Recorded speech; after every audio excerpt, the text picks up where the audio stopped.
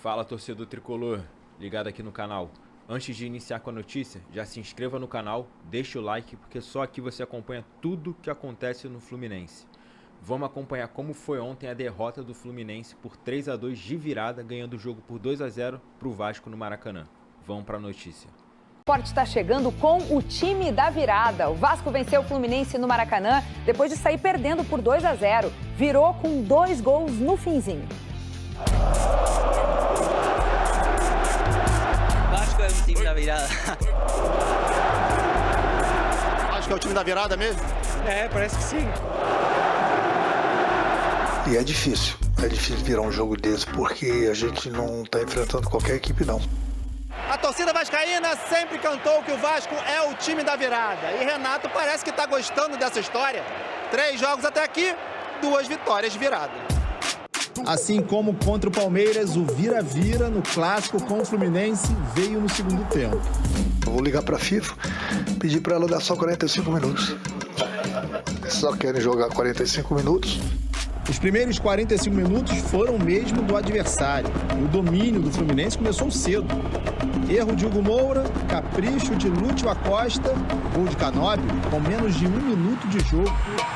Sabe de quem? Canóbio! A partir daí, o Fluminense foi enfileirando boas chances de aumentar sempre de fora da área. Com Martinelli, John Kennedy. Nos acréscimos do primeiro tempo, Hércules foi quem passou perto de fazer o segundo, que veio pouco depois, no intervalo. Lúcio, John Kennedy, Hércules, Savarino. Ajeita para o Savarino, traz para o pé direito, tabelinha. Lúcio, Hércules. Até os 2-0 me parecia que éramos melhores, controlando a partida. O resultado estava dentro do contexto que era a partida. Se Zubeldia tinha o que aplaudir, Renato tinha com o que se preocupar. Abatimento de um, sorriso do outro. Mas os caminhos de Renato e Zubeldia viraram do avesso. Quando um parecia que sairia por cima, foi o outro que surpreendeu. Nuno Moreira diminuiu logo, de longe, de bate-pronto. O Fluminense ainda teve a chance de fazer o terceiro, mas a cabeçada de Ganso parou no travessão. Pelo alto, o Vasco foi mais certeiro e fatal. Aos 42 minutos do segundo tempo, Spinelli empatou. Quando fizemos o segundo gol, o terceiro foi pelo empurrão da torcida. A torcida vascaína, que era a grande maioria no Maracanã, acordou. E o que se viu e se sentiu nos minutos seguintes foi uma atmosfera que culminou numa virada inesquecível. O Vasco vem com tudo, enlouquece a sua torcida no Maracanã. Nos acréscimos, a cabeçada perfeita foi de Thiago Mendes. Vasco 3-2. Gol do Gigante da Colina! Depois do jogo, essa torcida toda que teve aqui no Maracanã, um número bem maior que a do Fluminense, é graças a eles. Dos 9 pontos possíveis sob o comando de Renato, 7 conquistados, até no empate com o Cruzeiro teve virada vascaína, mesmo sem a vitória. A gente não quer ficar sofrendo, como eu falei, né? A gente quer sempre sair na frente e não sofrer tanto, né? Porque nem sempre a gente vai conseguir virar os jogos. Mas por enquanto tem dado certo. Domingo tem Vasco e Grêmio em São Januário. Com virada ou sem virada, já dá para imaginar como vai estar a casa vascaína depois de uma vitória como essa num clássico. Domingo não vai ter lugar para mosquito em São Januário, que a torcida vai estar lá, vai apoiar eles. O Renato pegou o Vasco na lanterna do campeonato. O time não tinha nenhuma vitória em 4 rodadas e só um ponto na tabela. Em 3 jogos, já levou a equipe para 10º. 10 posições ganhas em uma semana de trabalho.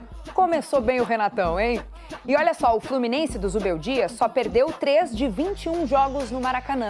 Todos os 3 para o Vasco. 2-0 no Brasileiro do ano passado, 2-1 na Copa do Brasil, também em 25, e agora esse 3-2. O Vasco tem sido o carrasco do Flu do Zubeldia no estádio. Ontem, a gente mostrou aqui no Globo Esporte uma reportagem com o casal da tricolor Isabela e do vascaíno Guilherme. A comemoração dela na semifinal do Carioca viralizou. O Fluminense eliminou o Vasco e ele ficou com essa cara de poucos amigos. pois os dois foram no Maracanã ontem e o Guilherme se vingou. Alguém pergunta à Globo aí se ela se gravou a cara dela hoje? Eu me vinguei. Só faltou a carinha dela bonitinha. A carinha bonitinha dela aparecer lá também. Eu me vinguei. Será que a Globo mostrou a carinha dela hoje? Pois é, gente. Hoje é um dia muito especial para Flamengo e Fluminense. Sorteio dos grupos da Libertadores é às 8 da noite na sede da Conmebol, em Luque, no Paraguai. Mas a gente não vai aguentar esperar o sorteio começar. Então, a partir de agora, vai rolar o sorteio do Globo Esporte. Na beca, né? Como o pessoal lá na Conmebol. Bom, mas quem os cariocas podem pegar? Flamengo e Fluminense estão no pote 1 e vão enfrentar equipes dos potes 2, 3 e 4. Esses potes foram definidos a partir do ranking da Conmebol, que foi divulgado no início do ano. E chegou a hora! Começamos com Flamengo, o atual campeão. Lanús, parece filme repetido, revanche da Recopa. Vamos pro pote 3. Olha, Always Ready. Vamos ver mais um adversário do grupo do Flamengo.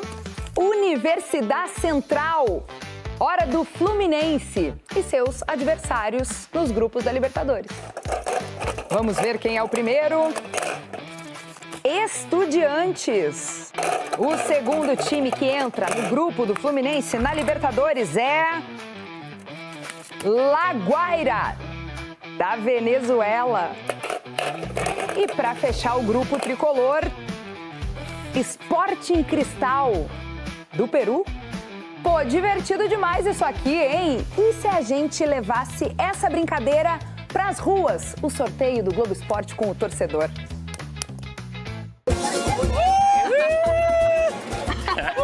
Tá gravado, tá? Tá gravado.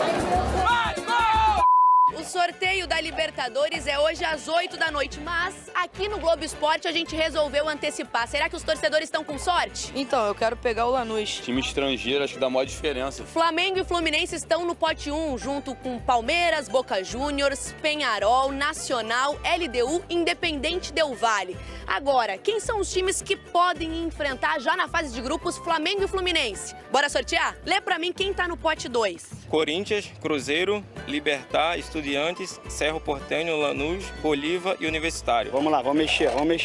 Altitude não. Lanús. E a memória recente? Memória recente não é boa. Mas acho que o Flamengo não tem que temer, não. Fala pra mim quem tá no grupo 3. Júnior Barranquilla, Universidade Católica, Rosário Central, Santa Fé da Colômbia. Esse é? Qual é o nome? Inglês, né? Isso eu já esqueci, esse aqui dá nem pra... Always Red. Always Red. É aquele de 4.000 de altitude, alto. Aqui tem que levar bastante oxigênio, mas dá pra gente pegar ele. Coquimbo, Lagoaíra e Cusco. Cusco, tem altitude. Pote 4, quem tá? Mirassol, Universidade Central, Platense, Independente Rivadavia, Argentina, Independente Medellín, Colômbia, Tolima, Colômbia, Sporting Cristal, Peru e Barcelona de Guayaquil, Equador. Foi o que eu te falei, Barcelona de Guayaquil. Pra mim, é o time mais complicado que tem aqui. Flamengo com Lanús, Barcelona de Guayaquil e Cusco. Eu achei um grupo mais difícil. Sim, na teoria é um grupo mais difícil, sim, mas Flamengo não tem que temer. Lívia, vamos sortear o grupo do Flusão na Libertadores? Bora, vence o Fluminense! Bolívar! Tem altitude. É um pouquinho perigoso, mas acho que vence o Fluminense. Rosário Central. Argentina. Acho que não é muito perigoso, não. Vai. Sporting Cristal. Peru. Tá bom? Tá bom? Tá bom. E aí, gostou do grupo? Adorei. Acho que tem tudo pro vence o Fluminense. O Fluminense vai ganhar isso de lavada. Cara, eu acho que essa final pode ter sido a Fafuna. Vamos botar aqueles duzentão pra rolo? Bora. Tá disposto? Vem. Então. Ó, eu quero aumentar a aposta. Vai 500. Fafo na final, filho. Esquece. Let's go. Tudo que rolou, vamos ver. Você sabe que um jogo de futebol sempre leva mais que 90 minutos. Mais que isso, sabe que cada um deles importa. E se não fossem esses minutos a mais, seria difícil explicar essa festa da torcida vascaína. Mas não são só os minutos finais que importam. Os primeiros são tão fundamentais quanto. Tem gente que não espera nem os primeiros 60 segundos para abrir o placar. Foi só o Hugo Moura, da bobeira, que Lúcio Acosta achou Canóbio e rede. 1-0 Fluminense. O gol tricolor impôs o estilo de jogo. O Vasco ficava com a bola no pé, mas não finalizava. Já o Flu, nas oportunidades que tinha, empilhava perigo. Em um desses lances, Léo Jardim deu rebote e Savarino colocou a bola na cabeça de Lúcio Acosta. Seria o segundo do tricolor, mas o venezuelano estava impedido. No primeiro tempo, chute do Vasco, só esse do cuiabano. Mesmo assim, a resposta de Hércules ainda foi melhor. Na volta do intervalo, o volante ajustou o pé e acertou o ângulo para ampliar. 2-0 Fluminense, golaço. Lembra dos minutos? Então, aqui eram 8 do segundo tempo. No intervalo, Renato costuma ouvir os atletas. Ele é um cara calmo, tenta transmitir o que ele sabe e também dá espaço para nós termos palavra e falarmos uns com os outros, saber o que é que está a acontecer para tentar melhorar. E graças a Deus nós temos conseguido melhorar bastante das primeiras para as segundas partes. E no Vasco, isso tem dado certo. Fábio chegou a defender essa boa jogada de Andrés Gomes. Na sobra do escanteio, o goleiro não chegou. Nuno Moreira descontou para o Vasco, 2-1.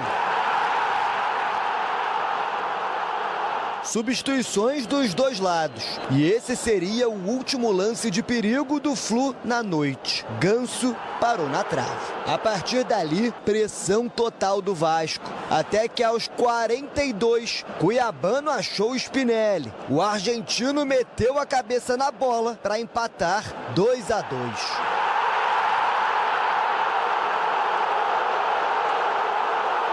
O Vasco ainda tinha fôlego. O próprio Spinelli arriscou de longe com perigo. Isso já naqueles minutos a mais da partida. Até que ao apagar das luzes,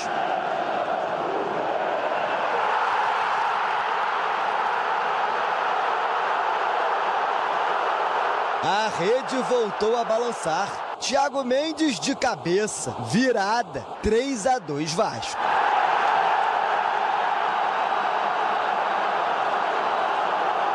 A gente começou a acreditar mais na gente, né? Tipo, igual o último jogo contra o Cruzeiro, mesmo atrás do resultado a gente continuou firme, com a cabeça erguida, porque sabemos que poderíamos virar o jogo. Dá os parabéns à equipa porque tivemos um grande coração. A torcida também teve uma grande parte em que nós conseguimos acreditar mais em nós. Desde a chegada de Renato Gaúcho, os jogos do Vasco têm sido assim, com emoção até os últimos minutos. E com um detalhe importante, segue invicto, 3 jogos, 2 vitórias e 1 empate. Portaluppi pegou o Cruz Maltino na última posição e agora já é o 10º colocado. Não estou falando mal de ninguém, não, pelo contrário, mas dos 4 jogos o Vasco ganhou 1. Então se a gente tivesse ganho pelo menos mais 2 pontos daqueles 12 que nós ganhamos, que o Vasco ganhou só 1, hoje a gente estava lá entre os 5, 6 primeiros colocados. Nós já ganhamos acho que 9, 10 posições. Do outro lado, a pedra no sapato voltou a incomodar. Desde a chegada de Zubeldia, o Fluminense tem 20 jogos no Maracanã, 15 vitórias, 2 empates e apenas 3 derrotas. Todas as 3 contra o Vasco. E hoje aconteceu isso. Em 15 minutos, 10 minutos, virou a partida, mudou a partida. E apesar de ir com 2-0 merecidamente, depois terminaram ganhando 3-2 merecidamente. Pouco mais de 90 minutos. O Flu chegou a dividir a liderança do campeonato. Terminou a noite na 4ª posição. Mesmo tempo que o Vasco precisou para confirmar a música da arquibancada. É o time da virada.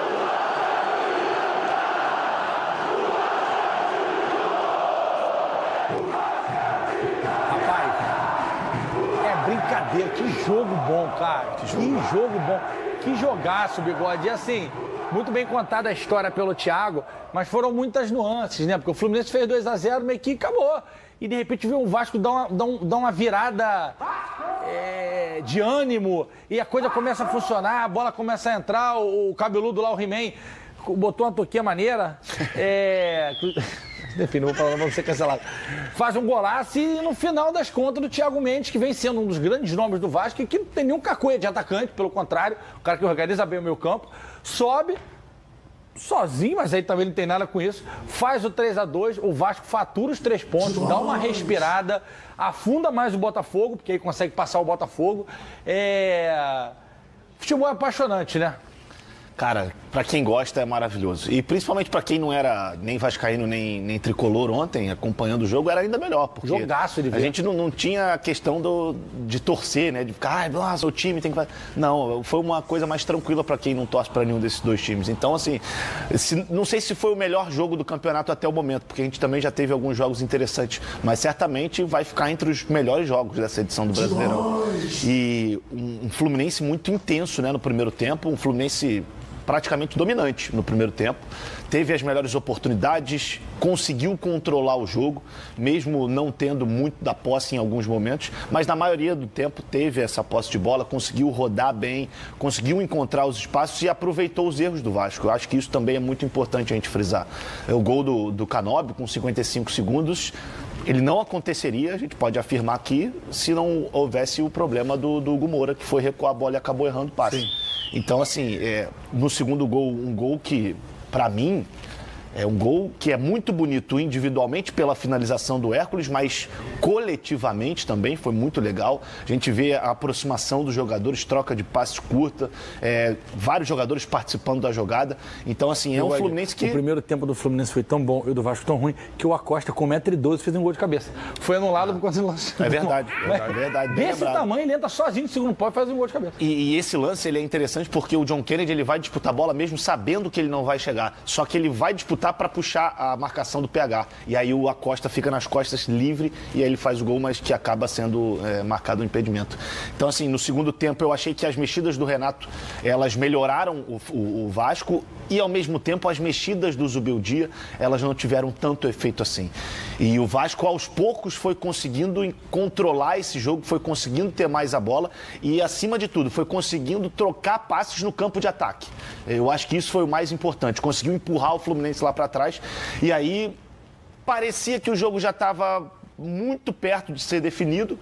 O Nuno faz o 2-1, que um chute muito bem dado por ele na entrada da área, que tudo bem, é uma jogada muito rápida e o GV falou muito bem aqui que na hora do chute do Nuno, o Fábio está um pouco encoberto, então ele não consegue sair no mesmo momento que a bola sai do pé do Nuno Moreira. E ele ainda toca nela. E se a gente olhar o lance, ele faz um esforço danado para chegar na bola, mas foi muito bem batido. E aí logo depois tem o 2-1 e para finalizar o 2-2 e o 3-2, uma virada assim que ela é muito importante no aspecto de pontuação para o Vasco, mas além de tudo, ela é muito importante no aspecto anímico, de confiança. A gente vê que esses jogadores estão cada vez mais confiantes. Lá atrás, o Saldívia, mais uma vez, fez um bom jogo, junto com o Robert Renan. O Cuiabano, para mim, se não foi o melhor em campo, impressionante como tá joga a bola 3. o Cuiabano, né, cara? Ele é, assim, e muito bem defensivamente também, bem ofensivamente. O senhor falou o seguinte, posso estar enganado, mas, na minha opinião, vem para ser titular do Vasco. Hoje, em pouquinho tempo, tem nem um mês, ele não só é titular, como peça fundamental, o Cuiabano, gente, no time do Renato. Fundamental. E assim, é uma opção lá na frente. Esse cruzamento pro Spinelli é uma coisa maravilhosa de ver, porque a bola vai certinho. O Spinelli praticamente nem sai. Ele nem sai, ele nem levanta, exatamente. Ele só desvia e aí já é força suficiente para tirar o Fábio, que também foi nela, mas essa aí não ali na bochecha. Impossível. Ainda mais ela quicando antes, pega uma velocidade maior. Não tá, essa aí não, podia pular 10 vezes que não ia chegar, infelizmente, pro Fábio. Mas uma vitória imensa do Vasco, uma vitória muito grande e que agora deixa o time numa situação de confiança muito grande e eu tenho certeza, como o próprio Renato falou na entrevista coletiva, domingo em São Januário não vai ter espaço nem para mosquito. É Vasco e quem? Vasco e Grêmio. Fernandão, o negócio da confiança é tão... Eu fico arrepiado quando vejo essas coisas. É tão impressionante que o He-Man tinha acabado de... Se bem que ele não estava He-Man, ele estava Michael Phelps. O Spinelli, quando ele cabeceou. Um segundo depois, que é o lance que origina o escanteio, a bola sobra para ele, ele domina.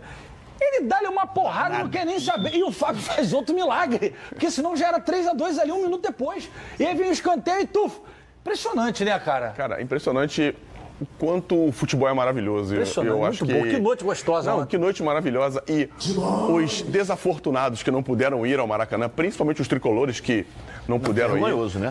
Vergonhoso. O Fluminense, o time que brigando pela liderança do campeonato, não conseguiu, no mínimo, igualar, né, no Maracanã. Mas, enfim, isso aí é outro problema. Mas falando do jogo, do que esse jogo proporcionou, e é interessante a gente falar bem aqui das circunstâncias que o jogo apresentava em si no seu início. O Fluminense, dando a sua característica, construindo o jogo com muita associação por dentro. É muito legal a gente ver o Savarino e o Acosta juntos, né, fazendo essa conexão. Ninguém falou dele, mas eu gostei muito do jogo do John Kennedy, fazendo a parede, finalizando de média distância, buscando o gol. Acho que o Fluminense perdeu um pouquinho quando ele saiu. E o Fluminense, dentro da sua característica, faz o primeiro gol. E eu falo isso aqui há muito tempo. Quando o Fluminense faz o primeiro gol, é difícil jogar contra ele, porque ele se retrai muito bem, contra-ataca com muita velocidade. E o Vasco, com muita dificuldade, quando subia suas linhas para marcar o Fluminense, não conseguia encaixar a marcação e estava sempre sofrendo contra-ataque, sempre sofrendo a transição ofensiva do time tricolor. Mas o Fluminense, como até falei no meu post, é um time que tem se negado a decidir as partidas, cria as melhores chances, tem posse de bola, mas não consegue matar o jogo. Aconteceu contra o Atlético Paranaense, flertou muito com o empate, acabou vencendo o jogo nos acréscimos com aquele gol do Arana. E aí, no jogo contra o Vasco, fez 2-0 com um golaço. O Amêndola foi muito bem. Coletivamente, eu não vi ainda nesse campeonato um gol coletivo tão bonito quanto esse do Fluminense. Mostra a qualidade da equipe tricolor. Só que depois que fez o gol, parece que o Vasco cresceu. Pumita entrou muito bem. Na minha opinião, já está pedindo passagem para o PH. Rojas entrou muito bem também, e aí já é outro problema, porque o Renato, para colocar o Rojas, tem que mudar a ideia do time, né? O esquema do time, para botar ele no lugar de alguns dos meio-campistas, ou no lugar do Nuno Moreira, que não vi fazer um grande jogo, mas fez o gol que deu início à reação do Vasco. E depois que o Vasco faz o primeiro gol, e eu sou um cara que eu vou sempre pensar dessa forma, precisa de alguém na frente da área. Os times hoje botam todo mundo dentro da área para marcar, para congestionar o centro da área, mas não fica quase ninguém, ou ninguém no rebote. Foi assim que o Nuno empatou o jogo. E em mais uma jogada em que o Vasco vem se tornando, nesses últimos 3 jogos em que virou as partidas do segundo tempo, uma jogada letal do Vasco, ao cruzamento na área. O Vasco fez gols de cabeça em todos os jogos que virou, se eu não me engano. Não me lembro do Palmeiras. Um foi do Thiago Mendes e o outro eu não me lembro, mas vem sendo muito eficiente nos cruzamentos na área. E aí, depois que o Vasco engrena, que pega corpo, que a torcida empurra, a sinergia criada nesse jogo da torcida com os jogadores, foi uma coisa impressionante. A torcida empurrando o time. Você via nos jogadores que o Vasco crescia, se agigantava e o Fluminense meio que se encolhia, percebendo o crescimento do Vasco. Aí quando o Vasco faz o segundo gol com o Spinelli, era questão de tempo para o Vasco conseguir fazer o seu gol, mesmo o Fluminense tendo um bom contra-ataque. E é muito legal a gente ver uma equipe ressurgindo e se reerguendo como o Vasco da Gama. E o Fluminense, um timaço, acabou sucumbindo à energia. A gente percebe que no futebol a técnica faz muita diferença, a tática faz muita diferença, mas a entrega, a energia, o espírito de vencedor faz muito mais diferença no esporte coletivo quando as coisas começam a dar certo, quando os jogadores acreditam. A grande parada foi que o Vasco acreditou que podia virar o jogo, foi lá e virou. O Fernando falou do jogo contra o Palmeiras, o outro gol foi do Cuiabano. Foi dentro da área, não foi cruzamento, foi só o Cruzeiro. Foi do PH que de canhota chuta cruzado, a bola e dentro da área. Contra o Cuiabano. Mas, cara, muito legal. Muito legal. E ele estava muito bem no Botafogo, aí foi lá pro bate-volta do Nottingham Forest, e aí quando ele volta meio assim, tanto que o Botafogo não faz força para repatriá-lo, pelo menos a gente não ficou sabendo. O Botafogo tava com o transfer ban também, né? Não podia. É difícil, né? Enfim, cuidado voando, que daqui a pouco vai ter. Tá voando, tava lá no seu modo, carnavalzinho, vi lá, vai, beleza. O GV, moleque é bom, fala. Só queria também trazer o detalhe do sistema defensivo do Fluminense, que ontem não funcionou tão bem. Eu acho que foi um dos piores jogos do James com a camisa do Fluminense, certamente. Acho que pode ter a ver com o fato dele ter jogado pelo lado esquerdo, porque na ausência do Freitas entrou o Inácio e aí ele acabou sendo deslocado para o lado esquerdo da zaga. Mas o Fluminense tem sofrido E aí não é uma coisa de hoje, tá? É só a gente fazer uma reflexão. O primeiro gol sofrido pelo Fluminense na temporada foi bola aérea. Foi lá no estádio da Portuguesa, se eu não me engano, contra o Madureira, na estreia do Fluminense na temporada. E, se eu não me engano, foram 2 gols que o Fluminense sofreu de bola aérea. Isso tem sido um problema do Fluminense. Essa bola cruzada na área, principalmente, como você disse, essa bola tensa, é necessário uma correção.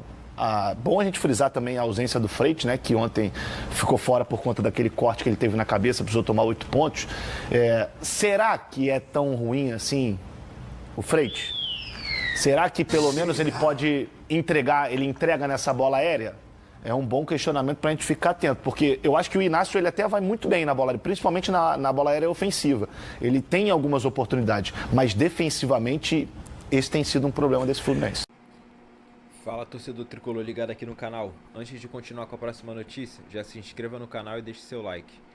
Após a derrota para o Vasco no Campeonato Brasileiro, o Fluminense vai reconhecer seu grupo na Libertadores de 2026. O sorteio ocorre hoje, quinta-feira, às 8 horas da noite, na sede da Conmebol em Luque, no Paraguai. O coordenador administrativo Marcelo Penha será o representante do clube no evento, conforme a apuração do GE. O Fluminense está no pote 1 e poderá reencontrar um algoz recente, o Lanús. O clube argentino se encontra no pote 2. Caso caia no mesmo grupo, a equipe das Laranjeiras terá a oportunidade da revanche. Em 2025, o Lanús eliminou o Fluminense na Sul-Americana na fase de quartas de final. No jogo de ida, os argentinos venceram por 1-0. Na volta, a partida terminou empatada em 1-1 e o time tricolor ficou pelo caminho. Além do Lanús, tem chance de encontrar outros 5 adversários estrangeiros que figuram no pote 2. Libertad do Paraguai, Estudiantes da Argentina, Cerro Porteño do Brasil, Bolívar da Bolívia e Universitário do Peru. Pelo regulamento, os cariocas não poderão estar em grupo com 8 times brasileiros nesta primeira fase. Essas foram as notícias do nosso Fluminense. Se inscreva no canal, deixe seu like. Até a próxima.